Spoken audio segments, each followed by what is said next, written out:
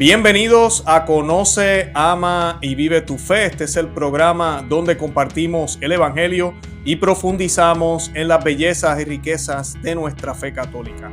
Les habla su amigo y hermano Luis Román y quisiera recordarles que no podemos amar lo que no conocemos y que solo vivimos lo que amamos. En el día de hoy nos acompaña de nuevo el ilustre, y le digo así con mucho cariño, el padre Michael Rodríguez, y hoy pues vamos a estar hablando un poco de las tradiciones custodes, ¿verdad? Del motus propio recientemente publicado por el Papa Francisco, de la carta. Vamos a estar comentando algunos detalles que se nos quedaron en el último programa.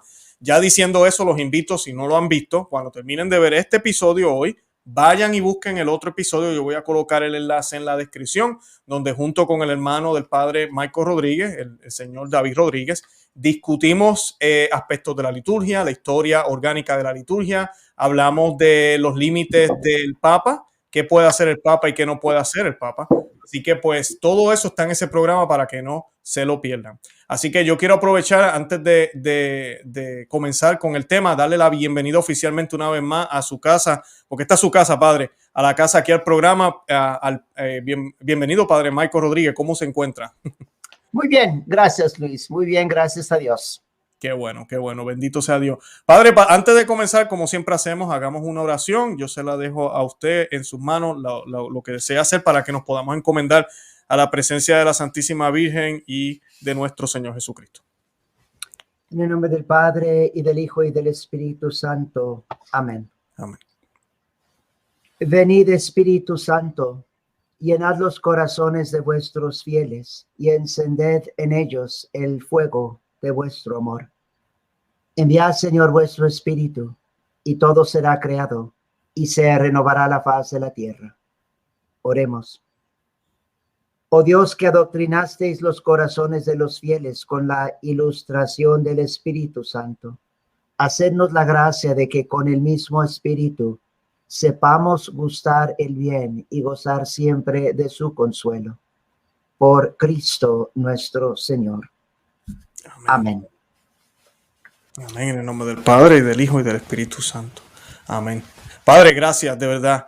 Un placer tenerlo de nuevo aquí. Yo quisiera comenzar, antes de que hablemos un poco del documento, porque mucha gente, a mí por lo menos me escriben y a mí me da pena porque yo sé que es ignorancia, pero pues, a la misma vez son ataques a veces contra nosotros. Y nos dicen, ustedes los tradicionales, no saben hablar latín y lo único que quieren es latín, y el padre mirando hacia la dando la espalda a la gente. ¿Cuál es la diferencia? Y exactamente de eso se trata. ¿Cuál es la diferencia? La diferencia es mucho más. Ojalá fuera solo el latín, hubiese sido una traducción perfecta, pero no lo fue. La misa es completamente distinta, son oraciones diferentes. Y yo quisiera que, padre, si es posible, para comenzar el programa de esa manera, tal vez usted nos hablara un poquito de su experiencia como sacerdote, cómo el Señor le fue mostrando las diferencias tal vez entre la liturgia y cómo el Señor lo lleva hasta donde está ahora, que los que lo conocemos a usted y lo hemos seguido por años, sabemos que usted es un caballero, y cuando digo caballero, un knight en inglés, como dicen, un luchador de lo que es la sana doctrina católica, ¿verdad? La verdadera tradición católica. ¿Nos podría hablar un poco de eso? ¿Cómo fue que el Señor le dejó ver? Porque creo que le puede servir a muchos que tal vez no han visto o que están debatiéndose si darse la oportunidad de ir a visitar una parroquia que ofrezca la misa tradicional. Muy bien, pues quizás es oportunidad también para dar, pues un pequeño testimonio de cómo comencé yo a ofrecer la misa tradicional. Pienso que también es relevante al documento, el motu propio, que apenas hace unas cuantas semanas salió, Traditionis Custodes, porque muchos de los fieles que realmente aman nuestra fe y están tratando de apoyar la sana doctrina, la misa tradicional, y también familiarizarse más con la misa tradicional, tomar pasos concretos para recobrar nuestra fe católica. Pienso que también muchos preguntan, pues, ¿qué podemos nosotros hacer en esta situación quizás ya más difícil aún para nuestra fe y para la misa tradicional, podríamos decir, con este nuevo ataque, intento de tratar de suprimir nuestra misa católica. Y pienso que dándoles mi testimonio, pues puede también ser una ayuda para que los fieles traten de quizás también hacer lo mismo con otros sacerdotes. Porque en el caso mío, yo comencé ofreciendo la misa tradicional hace ya son 16 años. Porque Wow. la primera misa tradicional que yo ofrecí públicamente fue a los finales de noviembre del 2005. En ese tiempo yo iba a cumplir 9 años de sacerdote. Básicamente, digamos, tenía como unos 8 años de sacerdote. Hasta ese entonces, bueno, ya tenía como, no sé, quizás un año, quizás un poco más de un año, poco a poco conociendo la misa tradicional. Y entonces podríamos decir que más o menos por los primeros 8 años de mi sacerdocio, yo no conocía la misa tradicional. Toda mi formación en el seminario básicamente fue del Novus Ordo.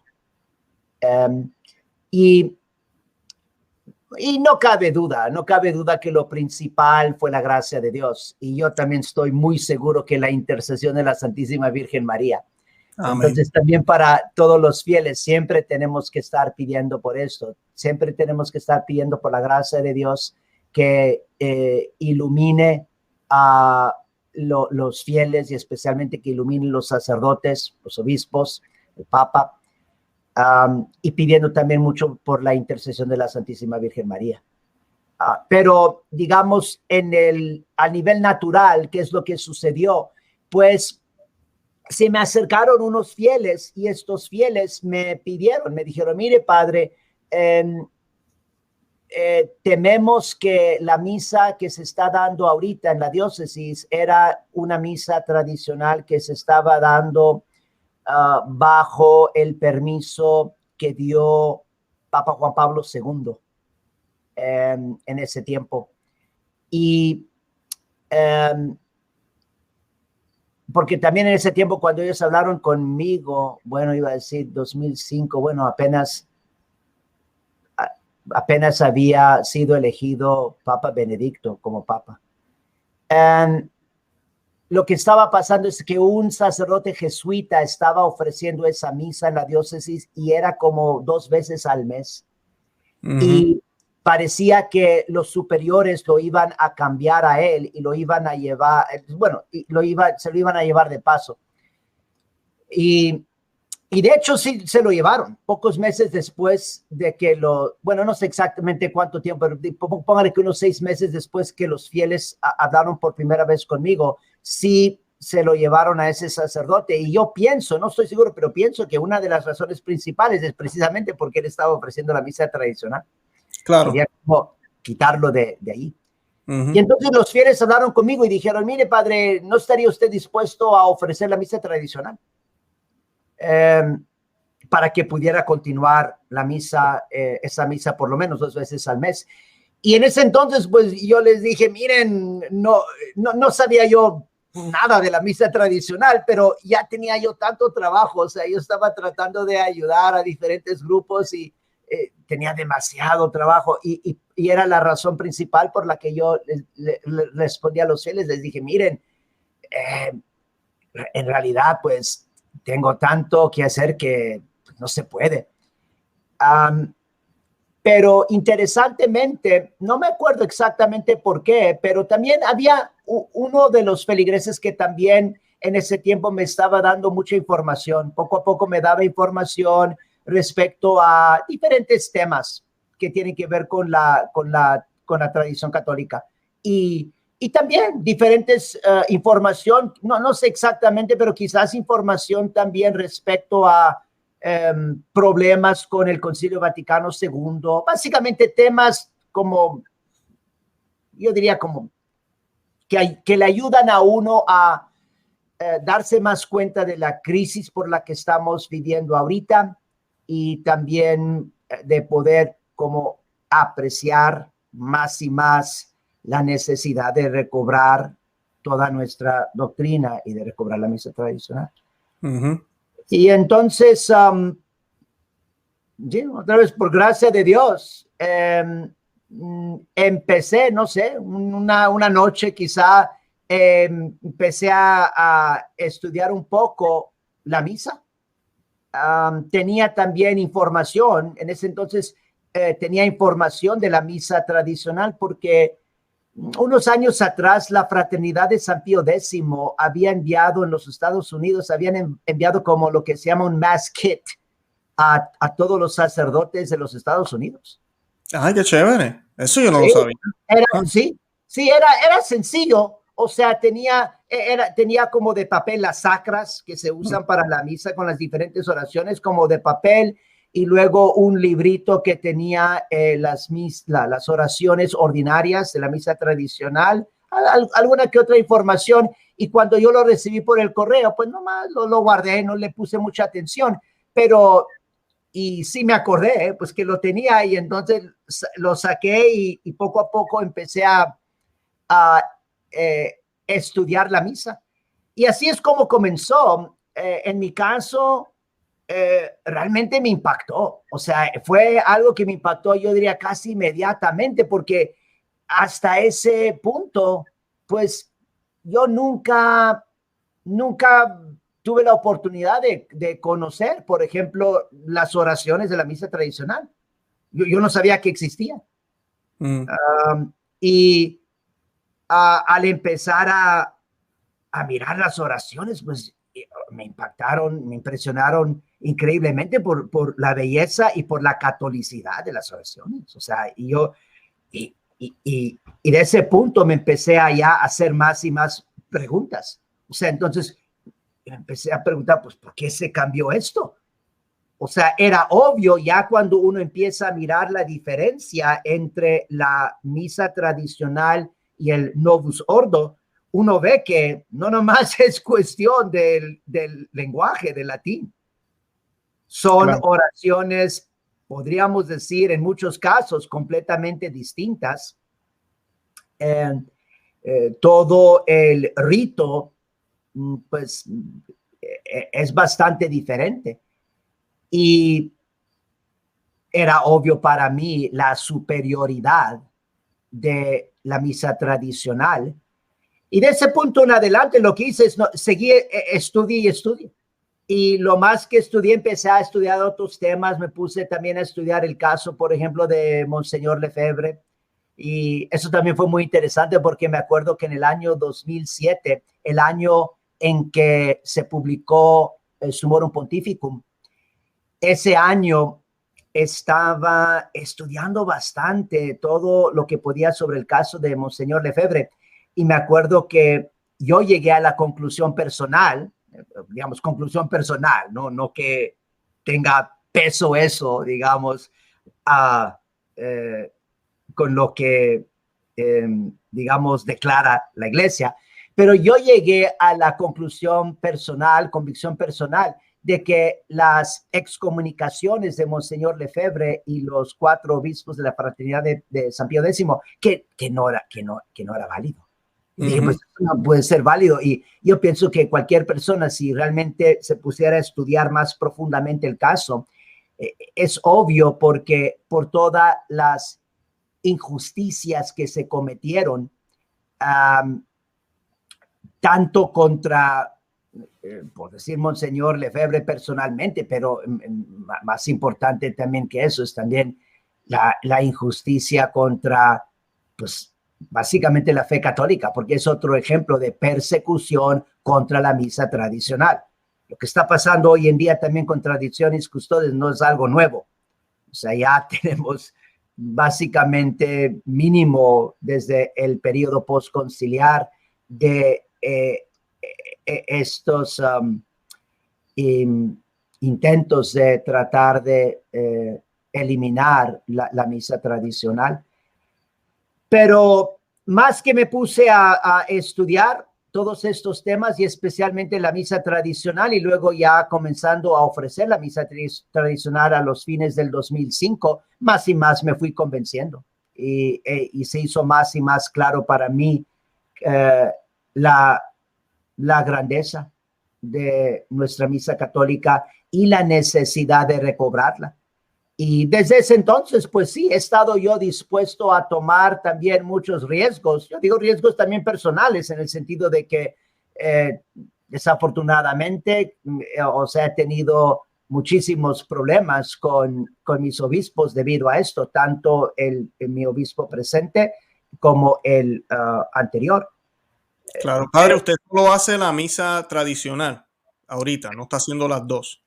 Solo pregunto para beneficio de la audiencia. No, qué bien, qué bien. No, yo, lo que pasó entonces, en ese entonces, es yo estaba en una parroquia de mi diócesis y entonces yo comencé a dar la misa tradicional todos los días, básicamente cuando tomó efecto Sumorum Pontificum.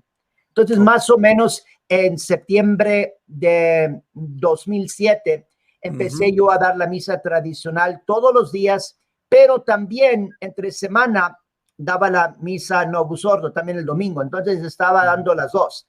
Claro. El día que yo tenía libre entre semana era el lunes. Y entonces el lunes lo que hacía es yo nomás daba misa en la mañana y era la misa tradicional. Los otros días tenía misa por la mañana y por la tarde. Entonces una era el Novus Ordo y la otra era misa tradicional. Y luego, pero también, y yo pienso que ya que un sacerdote empieza a ofrecer la misa tradicional, pues también la gracia de Dios y la gracia de la misa empieza a actuar en el alma del sacerdote y el sacerdote más y más se va yendo hacia la misa tradicional. Porque yo después de un tiempo no tenía ningún deseo personal de seguir dando la misa del Novus Ordo. Yo ya veía también problemas muy graves con la misa del Novus Ordo. Por lo menos en ese entonces yo traté de eliminar unos de los abusos más graves. Por ejemplo, yo ofrecía la misa del Novus Ordo ad orientem, es decir, mirando hacia Dios. Mirando al Señor, exacto. Hacia el oriente, hacia Dios. El sacrificio de la Santa Misa pues se ofrece a Dios, primero que todo a Dios para honor y gloria de Dios. Y estaba dando la comunión únicamente en la boca. Todos estaban arrodillándose en un comulgatorio que instalamos ahí en la parroquia para la comunión. Estaba yo únicamente usando el canon romano en la misa Novus Ordo, lo que se llama la plegaria eucarística número 1 en la misa nueva. Pero no, yo pasaba el tiempo y estaba más convencido de nomás dar la misa tradicional, nomás que ahí también había mucha presión, porque pues en ese entonces casi pues a fuerzas tenía que dar la misa nueva, tanto por el pueblo como por el obispo. Pero ya a partir del 2011, entonces ya tengo 10 años, cuando el señor obispo de ese entonces básicamente me mandó al exilio. Eso también es una larga historia, quizás para otro día. Sí, pero me quitó de la parroquia donde yo estaba promoviendo la misa tradicional. En ese entonces era la única misa tradicional en la diócesis del Paso y gente estaba viniendo de bastante lejos, o sea, de diferentes partes de Nuevo México, porque pues no había misa tradicional allí. En esos años, entre el 2007 y el 2011, realmente estaba creciendo ahí la misa tradicional en la parroquia muy pequeña que tenía allí aquí en El Paso. Pero yo recuerdo haber visto en los medios, en muchos medios, en inglés y en español, entrevistas que le hicieron a usted. Yo recuerdo esos años. Sí, y uno puede. Todavía hay muchas de las misas que yo estaba dando allí en mi parroquia de San Juan Bautista, pues se fueron grabadas en el YouTube, y entonces pues ahí están. En cuanto me quitó de la parroquia mi obispo en el 2011, desde ese punto en adelante únicamente ofrecí la misa tradicional. Entonces yo ya tengo básicamente 10 años únicamente ofreciendo la misa tradicional y obviamente también tratando de hacer todo lo posible para promover la verdadera doctrina católica y señalar los diferentes errores que se siguen permitiendo o enseñando en muchas partes de nuestra amada iglesia, digamos, en el ambiente, por decir, Novus Ordo. Porque pienso que también eso es muy importante. No nomás es de ofrecer la misa tradicional o asistir a la misa tradicional, aunque obviamente eso es de suma importancia, pero también tenemos que enseñar la fe, enseñar la fe católica, como pienso que lo hace usted muy bien a través también de este programa, o sea, conocer nuestra fe. Tenemos que conocer nuestra fe y todos los aspectos de nuestra fe. Nuestra fe realmente es un tesoro bellísimo. Claro. Padre, disculpe que le interrumpa, pero para aclarar rápido, que no quiero que nadie vaya a tener dudas. ¿Cómo está su relación con la diócesis y con los obispos? Que no vayan a pensar, pues el padre Marco Rodríguez ya no es católico, entonces. Para que la audiencia sepa, ¿verdad? Sí, luego ya está haciendo la misa tradicional solamente. Sabemos que la situación no está fácil, ¿verdad? Pero ¿cuáles son las circunstancias ahorita mismo? Sí, gracias a Dios, hay más o menos, pero definitivamente, pues yo soy sacerdote católico, siempre lo seré, aún si en el futuro sufro más persecución, digamos, más penalidades canónicas de parte de mi obispo o parte de Roma. Mire, nosotros también yo pienso que tenemos que tener la madurez de fe de saber que este tipo de penalidades pues no son válidas. O sea, la iglesia tiene sus penalidades para realmente buscar el bien de los fieles y el bien también del pecador, no para estar como protegiendo los enemigos de la iglesia y estar persiguiendo a los buenos. Y entonces, sí, pienso que es muy importante que nosotros también estemos conscientes de esto, pero no, ahorita mi situación es que soy sacerdote diocesano de mi diócesis y soy sacerdote en buen estado, como decimos en inglés, a priest in good standing, no más que no tengo un cargo pastoral. O sea, ya tengo casi cumplo 7 años que mi obispo no me pone en parroquia, aunque pues tenemos una gran necesidad en nuestras parroquias, aquí en nuestra diócesis, de sacerdotes. O sea, también como en muchos otros lugares, poco a poco se están cerrando parroquias, poco a poco. Quizás no tanto aquí todavía como en otras diócesis, pero sí se están como juntando también poco a poco diferentes parroquias. Sí. Y entonces no tengo cargo pastoral y entonces hasta ahorita lo que he estado haciendo es nomás llevando mi ministerio sacerdotal privadamente. O sea, yo ofrezco misa en una capilla privada y hay un buen número de los fieles que asisten y que están aprovechando de lo que les ofrezco, pero básicamente yo diría es un apostolado privado. Y yo sí esperaba, francamente, con esta publicación del Traditionis Custodes, yo sí esperaba más persecución de parte de mi obispo, más penalidades, posiblemente suspensión, yo no sé qué más, pero hasta la fecha no recibieron noticias de él. Entonces, pues para mí eso es lo mejor. Gracias a Dios. Aunque me deje, con que me deje en paz, yo le digo, bueno, gloria a Dios, yo sigo con mi trabajo. Pero también, miren, yo sí pienso que es muy probable que más temprano que tarde que él vaya a quizás tratar de imponer penalidades más severas. Pero esperemos en Dios que no, de verdad. Padre, ¿y qué más? Brevemente, para los sacerdotes que nos escuchan, porque a nosotros nos siguen muchos sacerdotes, padre, y seminaristas. Ya mencionó algunas cosas, pero ¿qué fue lo más que le tocó? Mencionó de la misa, cuando conoció la misa tradicional, ¿qué fue lo más que nosotros decimos tocó, ¿verdad? En español, pero ¿verdad? Lo más que le llegó al corazón, que lo hizo porque lo hizo cambiar. Pues, ¿sabe qué, Luis? Sí, pues no, no, no sé si puedo específicamente identificar, digamos, todas las oraciones, pero yo diría las oraciones de la misa tradicional. O sea, por ejemplo, el comienzo. Realmente me impactó bastante el Salmo Judicame, el Salmo 42, porque verdaderamente está expresando lo que llamaría yo como un enfoque muy concentrado en Dios y en que el sacerdote se está preparando a acercarse más a Dios, es decir, el sacrificio y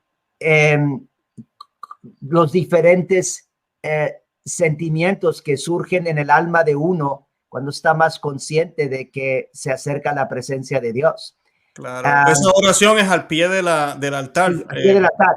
La de abajo. Pero también, hablando ahorita, lo que realmente también en general me impactó es no, yo diría nomás el papel del sacerdote en la misa tradicional, porque el papel del sacerdote es bastante diferente, en el sentido de que realmente hay un reconocimiento de qué tan grande es la necesidad en el sacerdote de, por ejemplo, la pureza y la santidad por lo que va a hacer.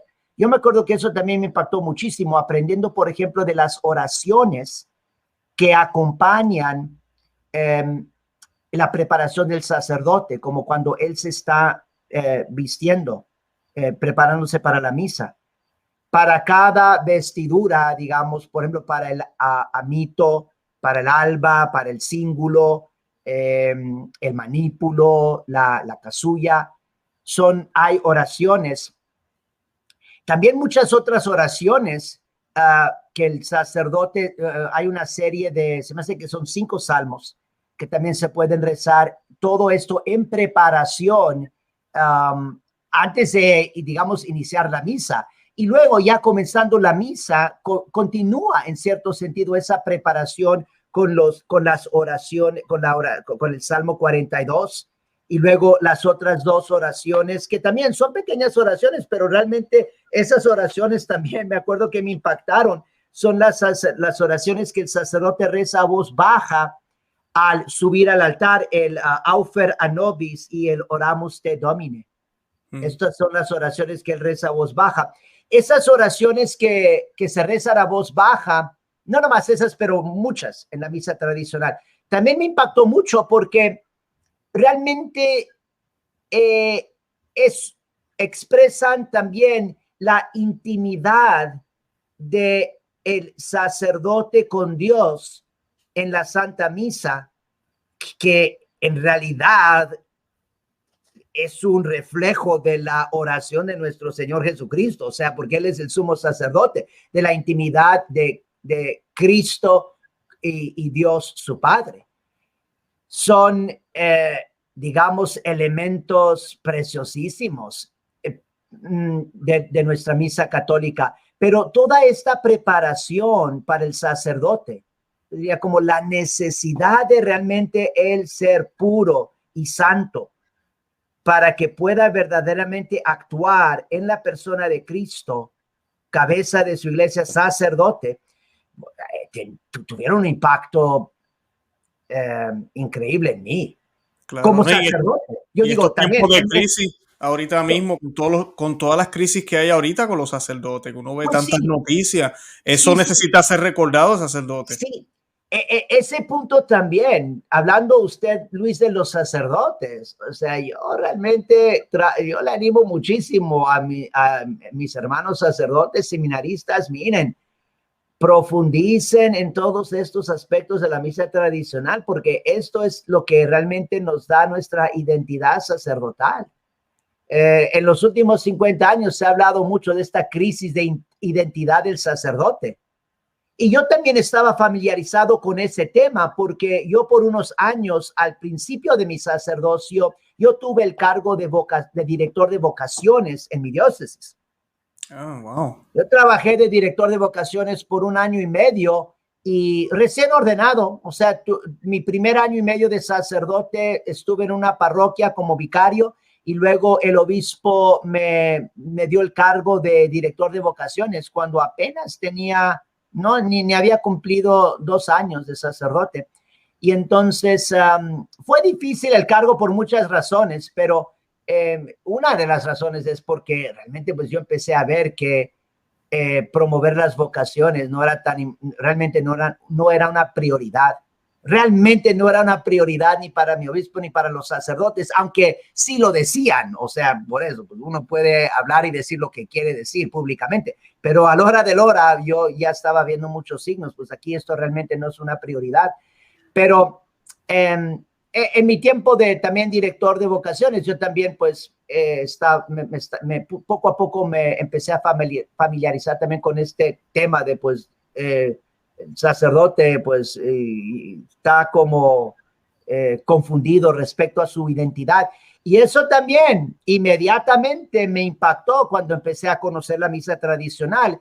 Yo inmediatamente vi la diferencia. Yo dije, pues obviamente tenemos una crisis en identidad sacerdotal porque lo que más le enseña al sacerdote, y cuando digo lo que más le enseña al sacerdote, no estoy hablando principalmente en lo intelectual, aunque también lo hace, pero lo que le enseña, lo que le enseña, lo que forma el corazón y el alma del sacerdote para ser verdadero sacerdote católico, es la misa católica. Y yo casi, yo diría, inmediatamente empecé a notar eso. Yo vi qué tan grande es la vocación del sacerdote católico, diría hasta qué divino es esta vocación. Pero por lo que el sacerdote hace en la Santa Misa, o sea, es decir, ofrecer el sacrificio, ser el instrumento y ser el sacramento de Cristo, sumo sacerdote, en la Santa Misa. Y toda la reverencia, por ejemplo, que se muestra en la misa tradicional al sacerdote, por ejemplo, el hecho de besar la mano al sacerdote o también besar el bireta del sacerdote. Cuando el sacerdote va entrando a la iglesia, nosotros hacemos, todo el mundo son detalles de la misa tradicional que son detalles importantes, porque más que cualquier otra cosa, eso es la reverencia y el amor de los fieles y de la iglesia a Cristo nuestro Señor. Claro. Lo principal. Secundariamente, obviamente, sí, también al sacerdote y al sacerdocio, yo diría eso, principalmente a Cristo nuestro Señor y nuestro Salvador, nuestro sumo sacerdote en la misa. Luego, después de eso, al sacerdocio en sí, un gran don que nos ha dado nuestro Señor Jesucristo, que Él sigue llamando a ciertos de los fieles varones a compartir su sacerdocio en el sacerdocio ministerial. Entonces, secundariamente, ese amor y reverencia hacia el sacerdocio, que siempre es el sacerdocio de nuestro Señor Jesucristo. Y luego, después de eso, pues, a nuestra reverencia y amor digamos, podríamos decir al sacerdote ahí presente. Pero eso es, digamos, ya, digamos, lo último. Pero muchas de las oraciones, como le digo, también en la misa tradicional, yo me acuerdo también específicamente cómo me impactó cuando estaba aprendiendo de la misa tradicional en el momento en que ya el sacerdote se está preparando para la comunión. Estoy tratando de pensar exactamente cuándo es esto. Se me hace que es casi inmediatamente después del Padre Nuestro, donde el sacerdote ya va a depositar el cuerpo de Cristo, ya es hostia, obviamente consagrada, porque estamos hablando ya después del Padre Nuestro en la misa. Cuando el sacerdote deposita el cuerpo de Cristo sobre la patena, el sacerdote toma la patena y con la patena hace la señal de la cruz y luego besa la patena. Tiene diferentes significados esto, pero obviamente un significado es una profesión de fe y de amor de parte del sacerdote y de la iglesia en nuestro Señor Jesucristo. O sea, que ahí está presente y ya se va a depositar sobre la patena para ya el sacerdote comulgar y luego ya proceder a ofrecer la comunión a todos los fieles. Pero pues eso designarse el sacerdote con la patena y luego pues besar la patena en preparación para recibir el cuerpo de Cristo allí, pues eso no existe en el Novus Ordo. No. Pues no existe. Y yo me acuerdo también específicamente aprendiendo eso y quedándome yo como casi, yo diría como casi, no sé si es la palabra mejor, pero yo diría casi como más enamorado, yo diría como de Dios, de mi sacerdocio, de la misa. Yo digo, el gran privilegio de poder profesar mi fe personal, pero también la fe católica, de poder profesar nuestra fe y nuestro amor a nuestro Señor Jesucristo en esta forma, como preparación para la Santa Comunión. También estaba yo hablando de oraciones que el sacerdote reza en preparación para la Santa Misa, pues también las oraciones que se rezan en preparación para la comunión son más en la misa tradicional. Y en realidad, en mi formación, nunca realmente se dio importancia a esa oración que el sacerdote puede rezar, incluso en el Novus Ordo, pero el Novus Ordo se me hace que nomás es una. Y también por ser una, pues es fácil como no darle tanta importancia. Pero la preparación también, hay mucha preparación para la comunión en la misa tradicional y debe de haber por la grandeza de lo que va a suceder, es decir, recibir a nuestro Señor Jesucristo, tanto para el sacerdote como para los fieles. Yo quiero también animar a los fieles, miren, es algo también muy concreto que pueden hacer, es profundizar en todas las oraciones que se pueden rezar antes de la comunión y también después de la comunión. Yo pienso que una manera muy buena para participar profundamente en la Santa Misa es de vez en cuando están en la misa, como después del momento de la consagración, ya después de ese momento, empezar a hacer su preparación personal para la comunión. Realmente profundizar mucho en esa preparación para la comunión, pidiendo obviamente también perdón por sus pecados, pidiendo por la pureza de corazón, pureza del cuerpo, pidiendo para que también se purifique siempre más nuestra fe. Hay actos de fe que se pueden rezar, actos de amor, muy importante, de amor hacia nuestro Señor Jesucristo presente en la Eucaristía, y luego también oraciones después de la comunión. Hablando de esto, una cosa que también me impactó muchísimo al pasar los años, porque esto ya era después, ya estaba yo ofreciendo la misa tradicional, pero he seguido y hasta la fecha lo sigo tratando de hacer. Tenemos que seguir siempre profundizando en lo que es la misa y en diferentes métodos para participar en la Santa Misa. Y una de las cosas que he hecho en los últimos 10, 15 años es tratar de siempre estar buscando cuando hay posibilidad de adquirir diferentes libritos de oraciones y también misales de diferentes tipos antiguos. Porque, sí, muchos tienen oraciones hermosísimas. Tengo que buscarlo ahorita porque también poco a poco ando tratando de organizar libros, pero hace unos años, no hace muchos años, andaba yo también ahí. Posiblemente sucedió esto en una de las peregrinaciones que hice a Quito, Ecuador, para ir a visitar a Nuestra Señora del Buen Suceso. Pero un librito que me quedé asombrado, y estoy hablando yo, póngale que hace unos 5 o 6 años, y entonces ya para ese entonces yo ya tenía unos 10 años, digamos, ofreciendo la misa tradicional. Nunca podemos nosotros decir, bueno, yo ya tengo mucho tiempo con la misa tradicional, ya sé todo, o ya lo aprecio suficientemente. Les diría para nada. pues me encuentro con este librito y realmente me quedé yo impresionado de mirar todas las oraciones. Era un librito antiguo de oraciones.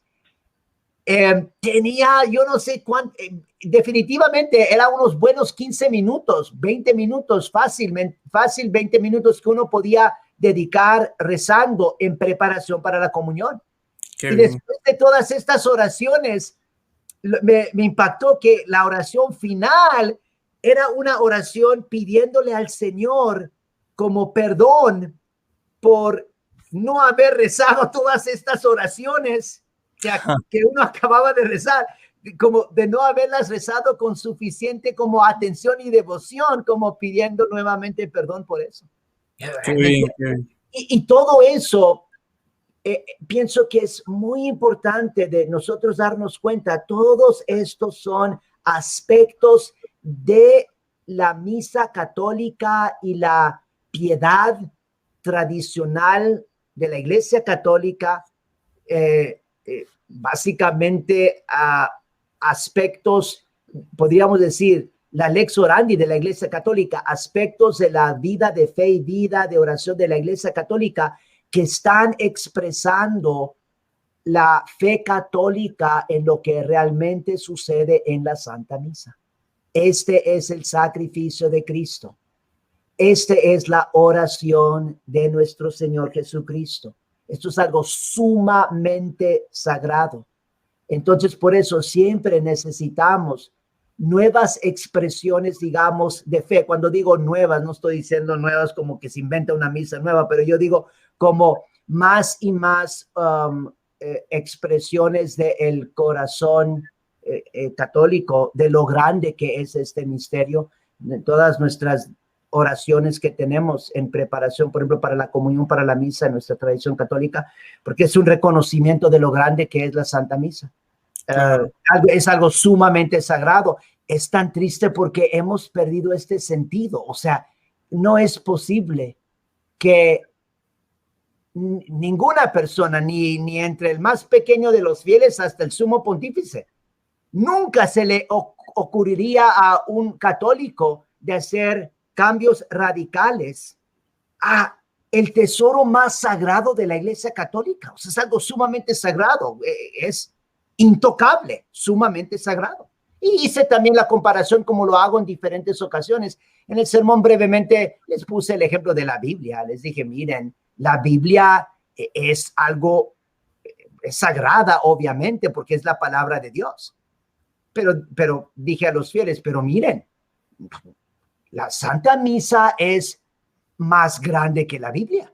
La Santa Misa es, si la Biblia es sagrada, la misa es más sagrada aún que la Biblia, porque la Biblia nos habla de Dios con palabras humanas, que son palabras inspiradas por Dios, y por eso también es algo sagrado, porque es la inspiración del Espíritu Santo, pero de todos modos son palabras escritas. Y en la Santa Misa ya no es una palabra escrita, es el Verbo encarnado, es Cristo mismo, el Hijo de Dios mismo, que ya no nos está hablando del amor del Padre y de su propio amor por nosotros, sus ovejas, sino Él lo está poniendo en práctica, en vivo, es una realidad en el acto más grande que Él hizo y que Él hace, el sacrificio de su vida por nuestra salvación. Y la Biblia, podríamos también decir que en resumen habla de las maravillas de nuestra salvación. La misa es en acción, o sea, la obra de Dios, el Hijo Dios, la obra de Dios de nuestra salvación. Y por eso, para que no quiero que alguien se escandalice, pues como que el Padre está diciendo que la misa es más sagrada que la Biblia, no se escandalicen, sí lo es. Es que el problema es que hemos perdido fe en lo que realmente es la misa y claro, en lo sagrado que es la Santa Misa. Y ese es uno de los ataques protestantes que se hicieron desde Lutero. Era más importancia a la Biblia, más sola escritura, y la misa, eso es un banquete, nos reunimos juntos aquí y ya. Pero la manera católica que la Iglesia siempre lo vio, inclusive me hizo recordar usted, padre, a San Agustín, que es de los primeros siglos. de la iglesia, inclusive antes de que estuviera el canon oficial de la Biblia, él citaba la Santa Misa en muchas de sus enseñanzas. Okay. Él le decía, por eso en la misa decimos esto, porque el Señor nos enseñó esto, esto y lo otro. Y ahí tú ves cómo la Lex Orandi, ¿verdad? Nos enseña. El mismo San Agustín le decía a sus feligreses, por eso es que hacemos esto en la misa, porque creemos esto. Y ponía de referencia a la misa, no la Biblia ni otra cosa. Sí. La misa, porque ahí está la fe que fue lo enseñado por nuestro Señor, ese depósito de fe, ¿verdad? Pero hemos perdido eso, y más todavía con la liturgia moderna, que se enfoca también demasiado en cierto sentido, porque siempre se ha leído la Biblia, la palabra en la misa, pero uno se da cuenta, porque eso es una cosa que yo veía yo en la misa Novus Ordo, lo más importante era la homilía. Y en la misa tradicional sí, la homilía es importante, que de por sí se hace en vernácula y uno la entiende y uno aprende, pero no, eso no es lo más importante. Lo más importante, yo vengo aquí a participar del sacrificio del Señor, de esa oración perfecta que el Señor ofrece por nosotros, esa mediación que solamente viene de Él. Pero eso uno no lo ve, está ahí, se podría decir, en la misa nueva, pero el enfoque no es ese, es la canción, el coro, la homilía que estuvo buena hoy, y ahora pues nos vamos a saltar, viene el banquete al final. Y esa es la manera en que yo percibía la misa antes. Y cuando voy ya a la misa tradicional, a mí como laico, el enfoque cambia completamente. A mí una de las cosas, pues ahorita en esta época de crisis, padre, era dos cosas que yo sé que una posiblemente le impactó a usted, o las dos, tal vez, muchísimo. Que fuera solo el sacerdote distribuyendo la comunión. Eso para mí fue espectacular. Y la más primordial que yo le digo a todo el mundo, recibir al Señor de rodillas y en la boca. Porque hay lugares, a mí me hicieron levantarme en muchas parroquias, yo arrodillado, y es increíble que hermanos católicos, hasta sacerdotes, que tienen un feligres que quiere adorar al Señor y no lo quieren dejar. No, levántese, no hace falta, tranquilo. Tú sabes, como que a eso hemos llegado, y después del COVID no quiero hablar, amén, ya nos hemos ido por otro lado.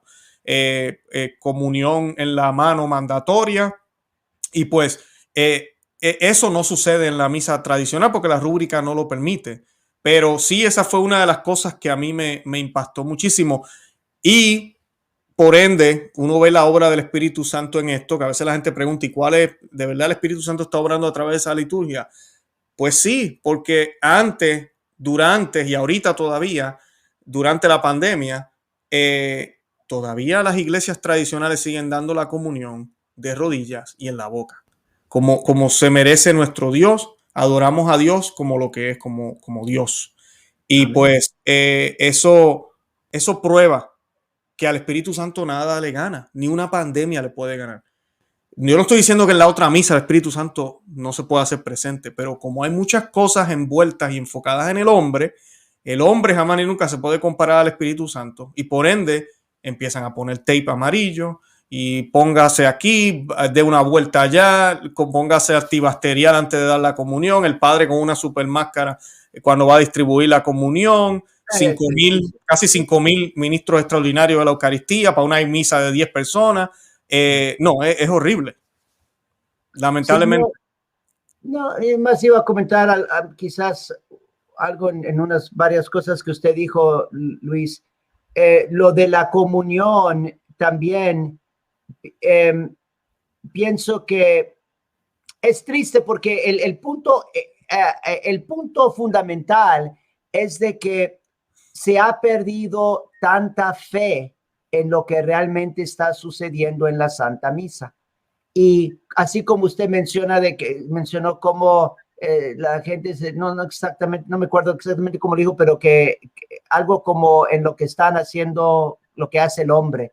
El problema es que esa es una diferencia grande entre la misa nueva y la misa tradicional, que tristemente la misa nueva se enfoca en el hombre, se enfoca en el hombre y en lo que nosotros hacemos, y no en el misterio invisible de que aquí actúa Cristo, es su sacerdocio, su oración. Lo que ha pasado es que se ha perdido fe en todo esto. Y por eso, en consecuencia, hemos llegado al punto donde incluso la autoridad en la iglesia, mirando lo humano, piensan que ellos tienen autoridad sobre algo que es sumamente sagrado, algo que realmente es parte del depósito de nuestra fe y que, digamos, es sobrenatural, digamos, es algo de Dios. Aquí Dios actúa. Y si uno realmente tiene esa fe, pues no va a actuar en la forma en que estamos actuando. Respecto a lo de la comunión, también aquí es otro ejemplo en cómo se ha perdido la fe en que es Cristo el que realmente es el sacerdote en la Santa Misa. Él es el que nos alimenta con su cuerpo y con su sangre. Y por eso es de suma importancia y es el rito de la misa católica, la misa tradicional, que únicamente el sacerdote da la comunión.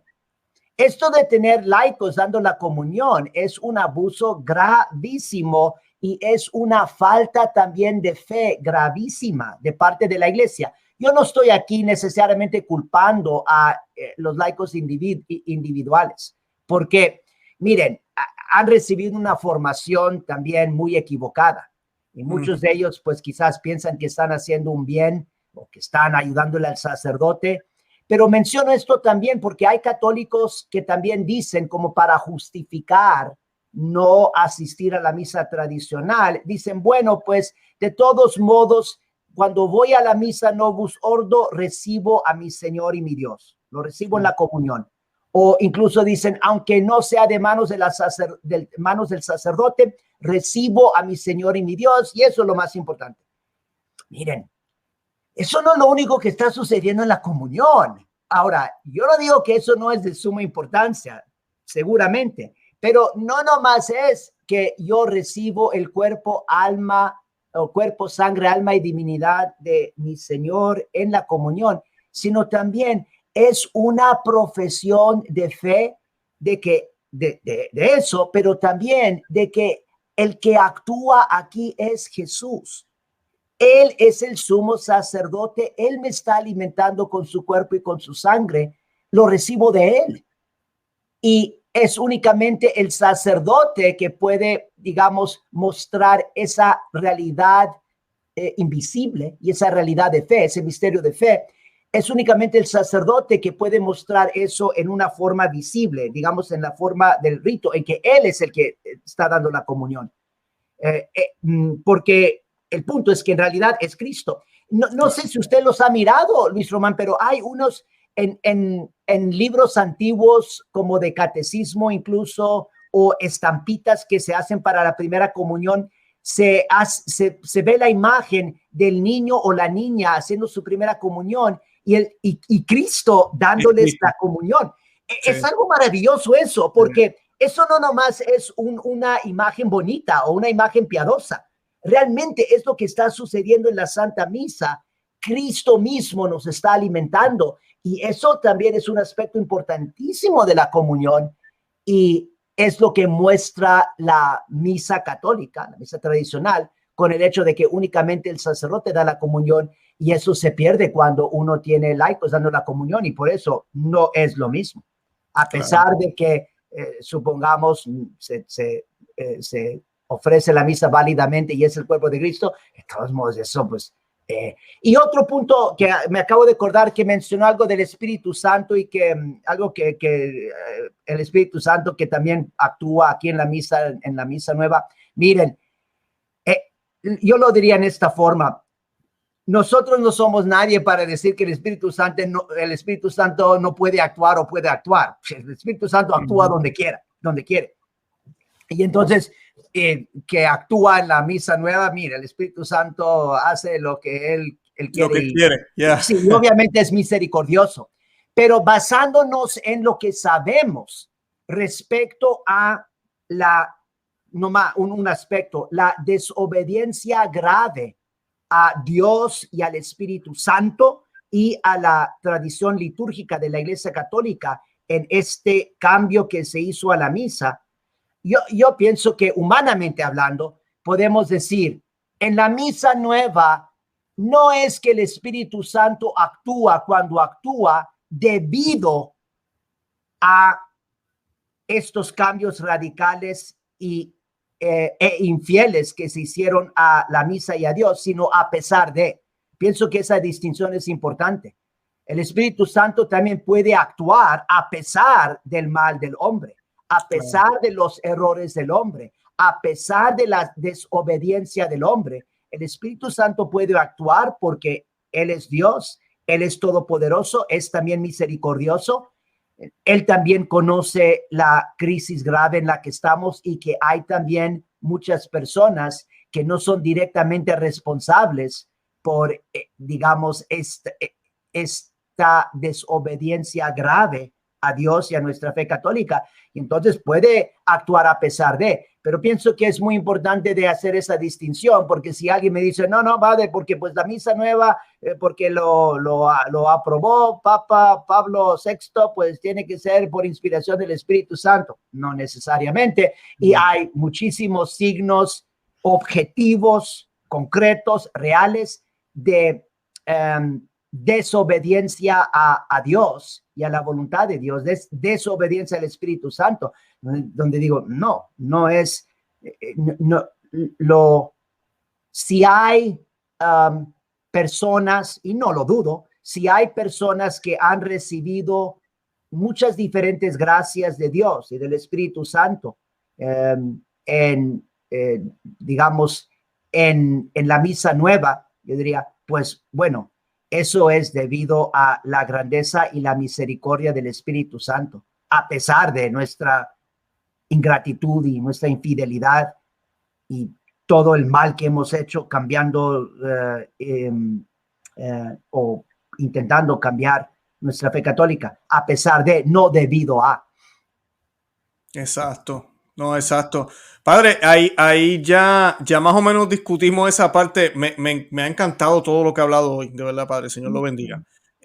Porque una de las cosas que decía la carta, usted me decía, cuando grabamos el programa anterior, no nos dio tiempo a discutir este punto, que el Papa Francisco manifiesta en la carta que le envió a los obispos, acompañando el motus propio, que él decía que si un tradicional buscaba los elementos de la misa tradicional, que esos estaban en la misa nueva, la liturgia nueva. Definitivamente creo que ya hemos contestado esa pregunta, ¿no? Pues sí, es una afirmación que hace Francisco en la carta de acompañamiento al motu propio, que es absolutamente falso.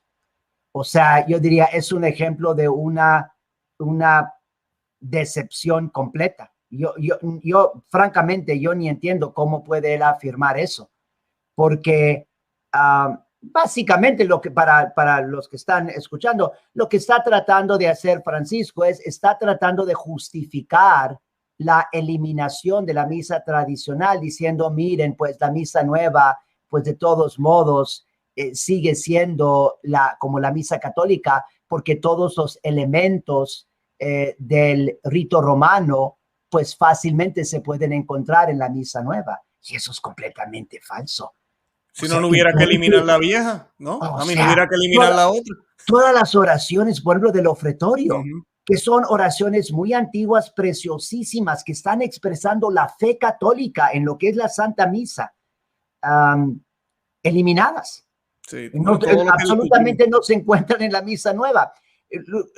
También lo que estaba mencionando, todo, un elemento muy importante del rito romano, de nuestra tradición litúrgica como católicos del rito romano, es precisamente, y esto lo menciona específicamente el Concilio de Trento, cuando está dando enseñanza dogmática sobre lo que es la misa, es las partes de la Santa Misa que se rezan en voz baja, que también mencioné algo acerca de eso, que el hecho de rezar esas oraciones en voz baja también están mostrando, es una gran enseñanza a los fieles y un gran testimonio de fe de lo sagrado de lo que está sucediendo en la Santa Misa, esa intimidad entre nuestro Señor Jesucristo y Dios su Padre, podríamos también decir ese amor, esa obediencia de Cristo a su Padre, esa oración, confianza en Dios su Padre, que también es lo que nos salva. O sea, eso también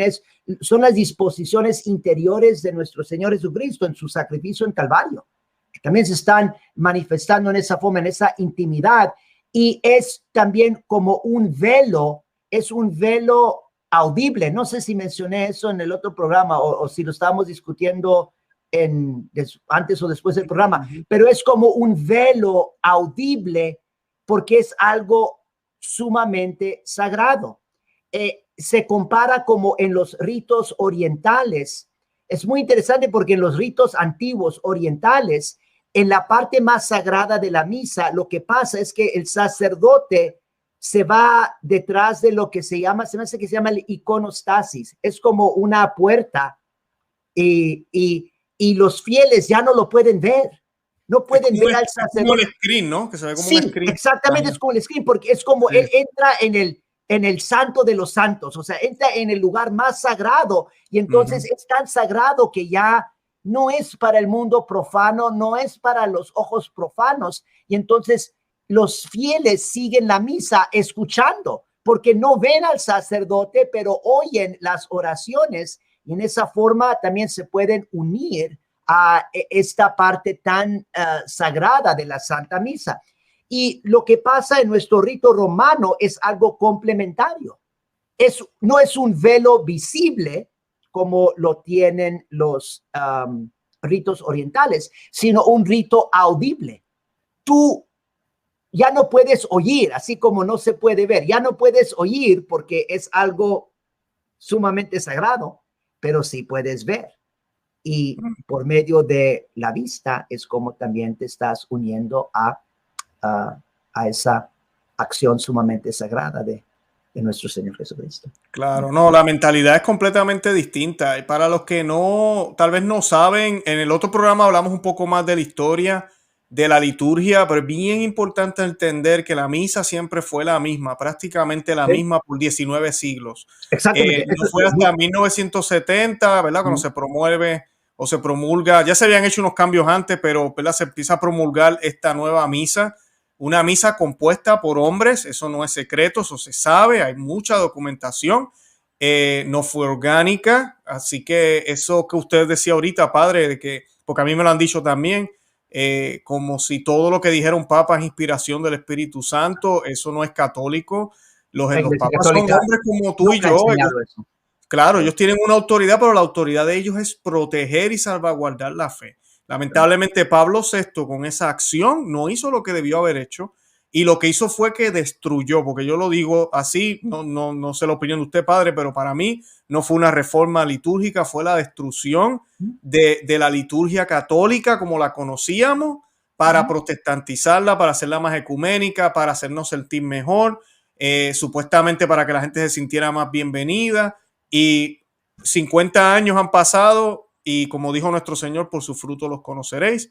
Hemos visto los frutos, que esa es la parte también que alguna gente cuestiona. ¿Y cuáles son los frutos de la misa tradicional? Bueno, mira 19 siglos para atrás y verás. Mira ahorita mismo las comunidades. Ahorita, sí, ahorita mismo. Las únicas comunidades que estuvieron abiertas, ¿cuáles fueron? Sí. Las tradicionales, las que han dado frente en la pandemia. Yo aquí en Orlando, mi parroquia era la única y si acaso otros 2 sacerdotes confesando durante la pandemia. La gente gritaba, lloraba frente de las puertas de las parroquias diocesanas y los padres todos acobardados o simplemente siguiendo las órdenes de un obispo que no deberían estar siguiendo. Lamentablemente eso es lo que hemos visto. O sea, sí se da testimonio en las parroquias tradicionales. No somos perfectos, pero ahí es donde se ve cuando está la batalla, cuando el enemigo está a la puerta y salen 2 o 3 corriendo, pero ¿quiénes son los que se quedan? Y están dispuestos a dar la vida por lo que sea, ¿verdad? Y nosotros deberíamos estar dispuestos a dar la vida por la vida eterna. Y si nos tocó el catarro y nos morimos, pero nos morimos yendo a la misa confesadito, en gracia, como debe ser, bendito sea Dios por eso. Pero eso no se le dio importancia, porque en la lista de lugares esenciales, Cristo no estaba. Y la Iglesia Católica no tuvo la valentía de ir al donde el gobierno y decirle, hey, Cristo es esencial. La Eucaristía es esencial. Mi parroquia va a estar abierta. Digas lo que digas, mi parroquia va a estar abierta. Y los tradicionales sí lo hicieron. Por eso muchos se metieron en problemas. Pero lo hicieron. Que eso es lo que vale. Padre, adelante, que sé que no lo dejé hablar. No, pues hay tanto que decir. Pero no, también cuando estaba diciendo usted de los frutos, yo diría, pues sí. Sí. Hoy en día, y lo dice muy bien Luis también, porque sí, definitivamente hay que mirar todos los frutos a lo largo de los 2000 años que ha dado nuestra misa católica. Increíble, digamos, todos los santos. No pienso que es, o sea, digo, no, ¿cómo decirlo? Digamos, hay una conexión entre el hecho de que también en los últimos 50 años, o sea, desde que hemos tenido el Novus Ordo, uno realmente busca y busca y busca y no puede encontrar nada comparable en los últimos 50 años, hablando de santos grandes, con otros periodos en la historia de la iglesia. O sea, es increíble otros periodos en la historia de la iglesia. Por ejemplo, no sé, a mí me viene a mente, por ejemplo, especialmente el cuarto siglo. O sea, tantos santos que teníamos contemporáneamente viviendo, San Juan Crisóstomo, San Agustín, San Ambrosio, o sea, santo tras santo tras santo, y también en el siglo, en particular el siglo XIII, o sea, con Santo Tomás de Aquino y San Buenaventura y Santa Gertrudis y tantos santo tras santo tras santo tras santo. También, incluso en el tiempo del Concilio de Trento, San Carlos Borromeo, San Roberto Belarmino, Santa Teresa de Ávila, San Juan también, San Juan de la Cruz, Papa San Pío V, San Ignacio, evidentemente San Ignacio, grandes santos. Y luego uno dice, y en los últimos 50 años, no, pero entonces sí, los frutos de la misa tradicional a lo largo de los siglos y también hoy en día. Sí. Es impresionante, muy impresionante de mirar. Yo hablo principalmente de los Estados Unidos, de la situación que conozco más, pero yo digo parecido en otros lugares, seguramente también, por ejemplo, en Francia. Pero en los Estados Unidos, impresionante de mirar en donde se está dando la misa tradicional, como todas las familias piadosas, familias grandes, vocaciones al sacerdocio, a la vida religiosa, cómo todo eso está floreciendo en estos lugares. Muy impresionante. Y es también la razón por la que yo pienso que hay unos obispos en los Estados Unidos que, a pesar de tradiciones custodes, que ellos están diciendo, no, tenemos que continuar con la misa tradicional, porque por lo menos, a pesar de también la falta de fe en ellos, por lo menos ellos son suficientemente, pues no sé, quizás honestos, de poder ver los frutos buenos que están mirando entre estos fieles. Pero incluso esto, los frutos, es probablemente también lo que nos está trayendo nuevas persecuciones, porque yo estoy convencido que una de las razones principales por la que se publicó este motu propio, el Tradiciones Custodes, es porque no nomás Francisco, sino también sus secuaces ahí en Roma, cardenales y obispos corruptos, que están mirando, están mirando cómo en los últimos, desde su moro pontífico, los últimos 14 años, realmente cómo ha florecido la misa tradicional y también especialmente los jóvenes, que muchos de los católicos jóvenes realmente están mirando la diferencia y están yendo más y más, sigue creciendo el número de los que están acudiendo a la misa tradicional. Precisamente esos buenos frutos, yo pienso que los enemigos que están muy metidos dentro de la iglesia y en puestos muy altos, ven esto y quieren aplastarlo. Y por eso ahora dicen, no, tenemos que eliminar la misa tradicional. Increíble. Es increíble, padre. Usted decía de los jóvenes. Yo me acuerdo cuando yo estaba en Novus Ordo, siempre se buscaba cómo atraemos a los jóvenes y querían siempre traer música, instrumentos. Y es interesante porque muchos pensarían, la misa tradicional, pues los viejitos estos de allá, antes del concilio, que extrañan la misa y todavía no se acaban de morir. Y es al revés. Son muchos de mi generación. Yo tengo 40, 42. De 30, uno ve muchas parejas jóvenes. Mi parroquia es igual. O sea, no estoy diciendo que no hay gente mayor, pero la gran mayoría no son mayores. Es increíble, pero es así. Cuando yo iba a la Novus Ordo era al revés. Eran más como digo ese uno, las viejitas. Pero es interesante eso. Eso prueba que humanamente, inclusive el ser humano, jóvenes, como está la sociedad hoy en día, pero estamos cansados de lo que hay afuera. No nos den más de lo que hay afuera. Estamos buscando lo sagrado, lo espiritual, lo trascendental. Y la misa tradicional expresa todo eso de una manera espectacular, o sea, de una manera preciosa, con una sabiduría que fue desarrollada por el Espíritu Santo por 19 siglos. O sea, que no se puede, tú no puedes destruir eso, prohibirlo, cambiarlo y pensar que con algo nuevo vas a reemplazar la obra del Espíritu Santo, porque el Espíritu Santo no cambia de opinión. Cuando la gente a mí me dice, no, porque es que la misa nueva, pues entonces el Espíritu Santo es un indeciso. O sea, entonces ya no le gusta cómo lo hacía antes y lo cambió. No, o sea, no. Hay que tener ese discernimiento, como usted, padre, dijo, no es que el Espíritu Santo no actúe, él siempre va a actuar, pero el punto es que no podemos ser desobedientes tampoco y debemos ser fieles a Dios.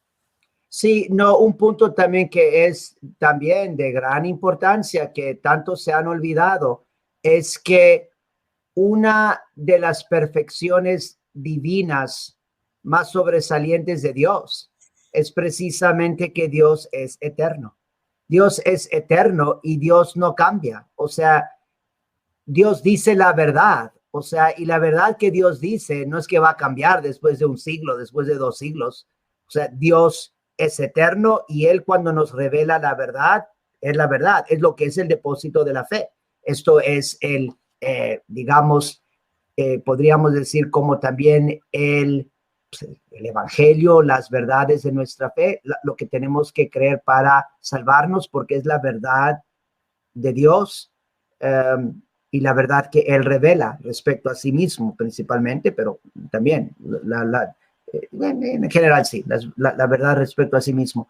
Y así como Dios revela las verdades y dice la verdad, habla la verdad, Dios también nos ha dado la verdad respecto a cómo debemos de ofrecerle a Él el culto que realmente es agradable a Él.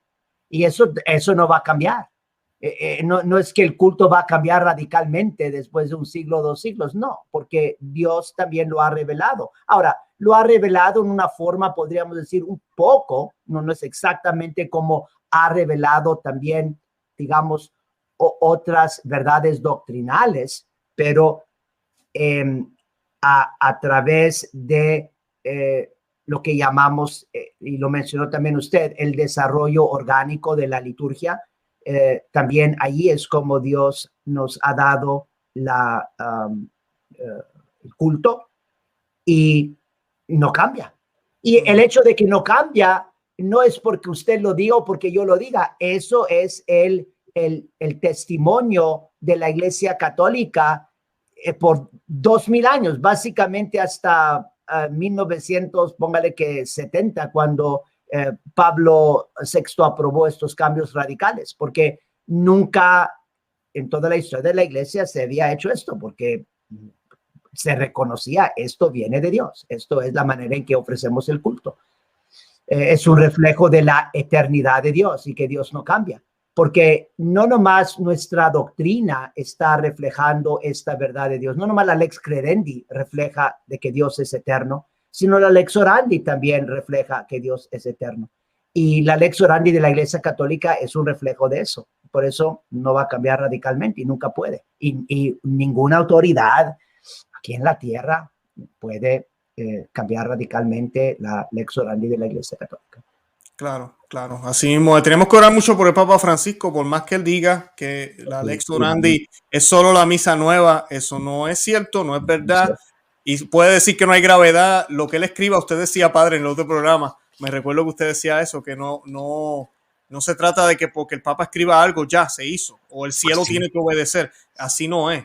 Cuando se habla de que tiene las llaves para salvaguardar esa fe, es como un mayordomo, ¿verdad? Uno le deja las llaves a alguien para que me cuide la casa mientras yo me voy. Cuando yo regrese, yo espero encontrar las cosas en orden. Ay del mayordomo si encuentro las cosas patas arriba. Tenemos que orar mucho por la iglesia, porque esto no es solo, ¿verdad, Papa Francisco? Esto lleva ya décadas. Tenemos que orar mucho por los líderes de la iglesia y por nosotros también, para que el Señor encuentre la iglesia doméstica nuestra en orden, pero también que encuentre su iglesia como tal, la que dejó Él como cuerpo, como luz que alumbra al mundo, como cuerpo visible, que ojalá ¿verdad? Porque el mismo Señor dice, encontraré fe cuando, ¿verdad? Encontrará fe del hombre y hijo del hombre cuando regrese. Son palabras muy fuertes y tenemos que, ¿verdad? Orarle al Señor, ¿verdad? Porque nunca sabemos. Padre, ¿alguna otra cosa que quiera añadir para ir concluyendo? Pues a ver.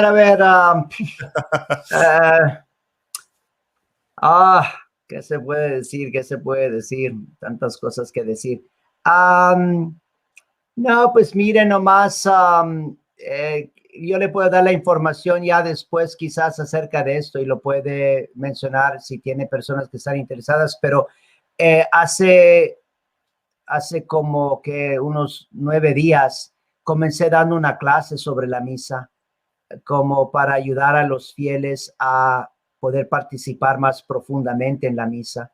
He comenzado tratando, me estoy basando en un pasaje muy importante del Concilio de Trento, donde el Concilio de Trento está dando una enseñanza doctrinal, una enseñanza dogmática sobre lo que es la misa.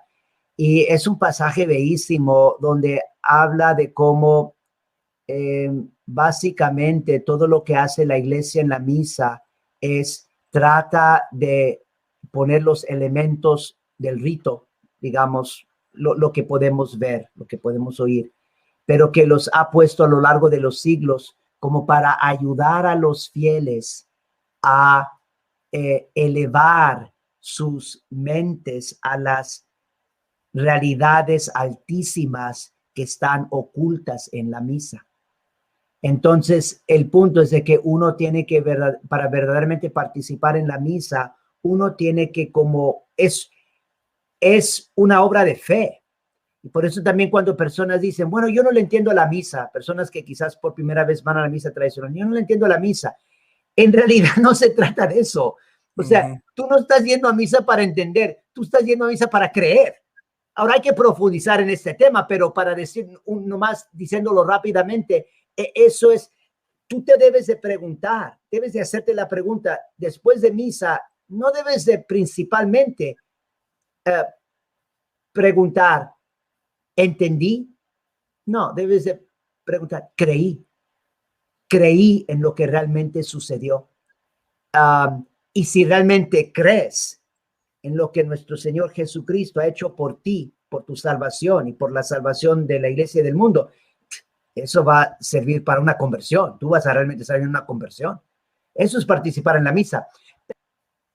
No es principalmente siguiendo un misalito o rezando unas oraciones, sino creyendo en estas altísimas realidades que están ocultas en la misa. Es decir, un ejercicio y un crecimiento de la fe. Perfecto. Bueno, pues padre, yo sé que hay más que decir, pero ya pues nos quedamos sin tiempo. Yo quisiera, como siempre, le pedimos la bendición y así pues nos despedimos entonces. Muy bien, pues vamos a pedir ahorita la ayuda y la intercesión de la Santísima Virgen y luego les doy la bendición. Dios te salve María, llena eres de gracia, el Señor es contigo, bendita eres entre todas las mujeres y bendito es el fruto de tu vientre, Jesús. Santa María, Madre de Dios, ruega por nosotros pecadores, ahora y en la hora de nuestra muerte. Amén. Dominus vobiscum, et cum spiritu tuo. Benedictio Dei omnipotentis, Patris et Filii et Spiritus Sancti descendat super vos et maneat semper. Amén. Amén. Amén. Gracias, Padre. Señor lo bendiga, de verdad. Nada, vamos a estar orando mucho por usted. Yo voy a dejar los enlaces en la descripción, como siempre le digo a la audiencia, los que quieran apoyar al Padre Michael Rodríguez con donaciones, o si quieren comunicarse con ellos, yo voy a dejar el email del hermano y pues así pues pueden comunicarse con él. Y nada, Padre, una vez más, gracias por aceptar la invitación, por el tiempo. Gracias por compartir un poco ahí de su corazón. Yo sé que hoy el programa fue me encantó. Creo que es más, el Señor da sorpresa, de verdad que sí. Bueno. Así que estoy contento. Y nada, esperamos que sea de bien para muchos y estaremos orando por ustedes si Dios quiere. Amén. Bueno, gracias. Que Dios lo bendiga. Bye bye. Igualmente ustedes.